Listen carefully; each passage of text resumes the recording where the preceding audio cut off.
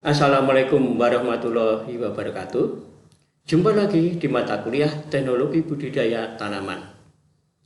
Adik-adik mahasiswa sekalian, pada video pembelajaran yang ke-6 kali ini, kita akan membahas topik tentang panen dan pasca panen dalam budidaya tanaman. Panen adalah rangkaian kegiatan pengambilan atau pengumpulan hasil budidaya tanaman dan merupakan tahap akhir dari proses budidaya tanaman.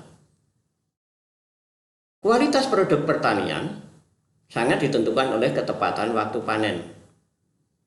Waktu panen yang tepat adalah saat masa fisiologis. Kualitas produk pertanian setelah dipanen tidak bisa dinaikkan, hanya bisa dipertahankan. Pada saat dipanen, kualitasnya harus maksimal. Dengan penanganan yang baik dapat dipertahankan untuk waktu yang lama. Indikator atau penanda yang dapat digunakan untuk penentu waktu panen yang tepat adalah penampakan visual, indikator fisik, analisis kimia, indikator fisiologis, dan komputasi. Indikator visual paling banyak dipergunakan baik pada komunitas buah maupun sayuran. Dasarnya adalah perubahan warna, ukuran, dan lain-lain. Sifatnya sangat subjektif, keterbatasan dari indera penglihatan manusia. Sering salah, pemanenan dilakukan terlalu muda atau awal, atau terlalu tua, atau sudah lewat panen. Indikator fisik sering digunakan khususnya pada beberapa komunitas buah. Indikator ini mudah tidaknya buah dilepaskan dari tangkai buah. Uji ketegaran buah atau penetrometer. Uji ketegaran buah lebih objektif karena dapat dikuantitatifkan.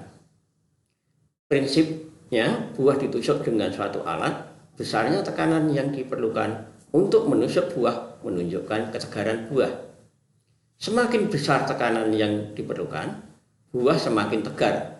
Proses pengisian buah sudah maksimal, sehingga sudah masak fisiologis dan siap dipanen. Analisis kimia terbatas pada perusahaan besar karena relatif mahal, lebih banyak dipergunakan pada komunitas buah. Indikator pengamatan kandungan zat padat terlarut, kandungan asam, kandungan pati, kandungan gula.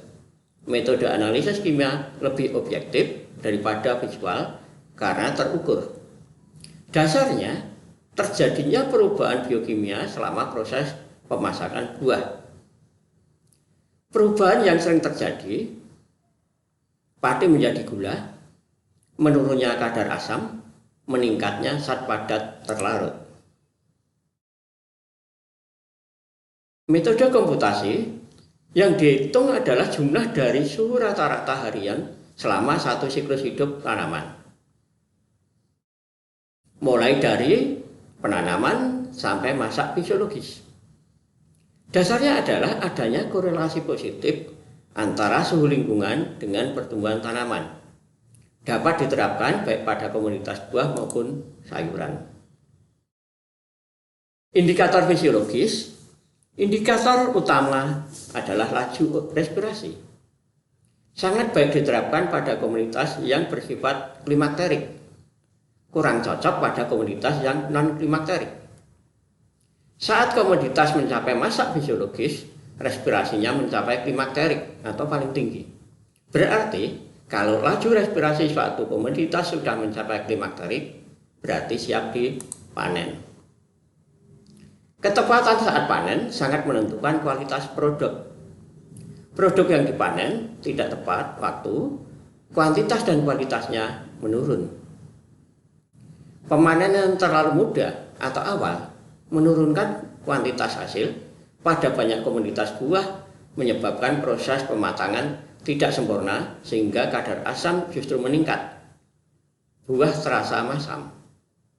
Pemanenan terlalu tua atau lewat panen, kualitas menurun dengan cepat saat disimpan. rentan terhadap pembusukan pada beberapa komoditas sayuran menyebabkan kandungan serat kasarnya meningkat sehingga tidak renyah lagi. Pemanenan secara manual menggunakan tangan maupun mekanisasi.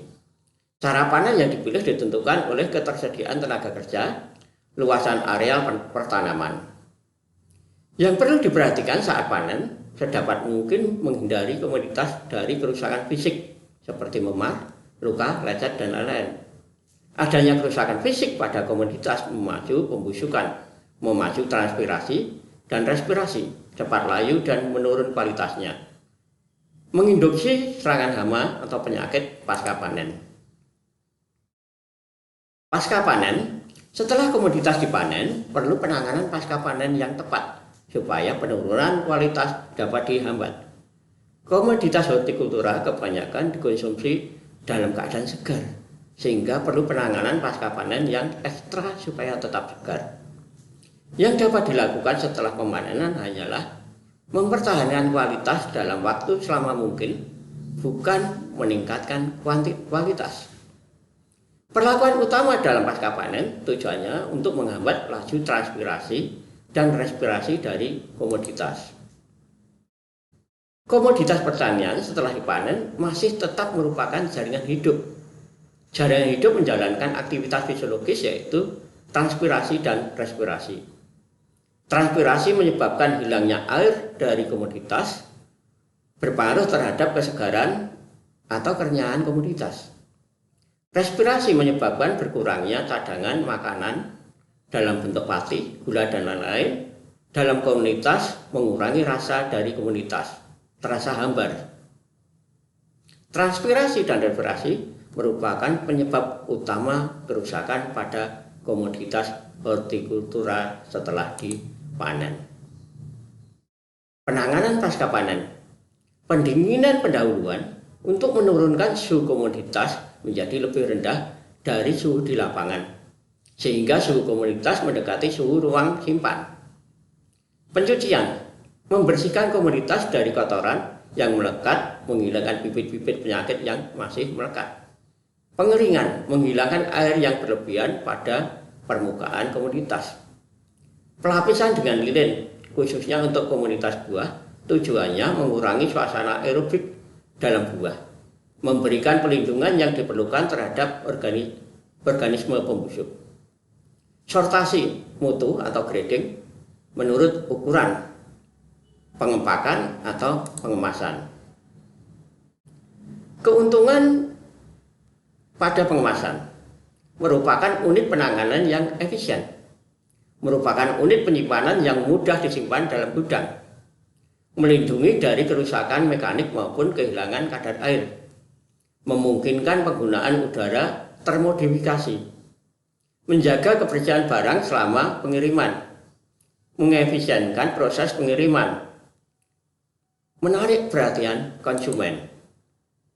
Unit pengemasan skala kecil, kemasan plastik, polietilen, selofan, liofin, polivinil klorida. Skala besar, peti, anyaman bambu atau keranjang, kotak kerat, dan lain-lain.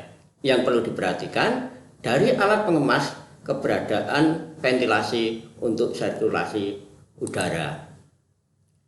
Ruang simpan, baik di gudang maupun selama proses pengangkutan ke pasar. Sanitasi ruang simpan, bebas hama dan penyakit gudang. Suhu ruang simpan untuk menghambat laju transpirasi dan respirasi. Kelembapan udara ruang simpan untuk menghambat laju transpirasi. Komposisi udara ruang simpan untuk menghambat laju respirasi. Adik-adik mahasiswa sekalian, demikian video pendek pembelajaran kali ini. Semoga bermanfaat. Kita jumpa lagi di video selanjutnya. Terima kasih.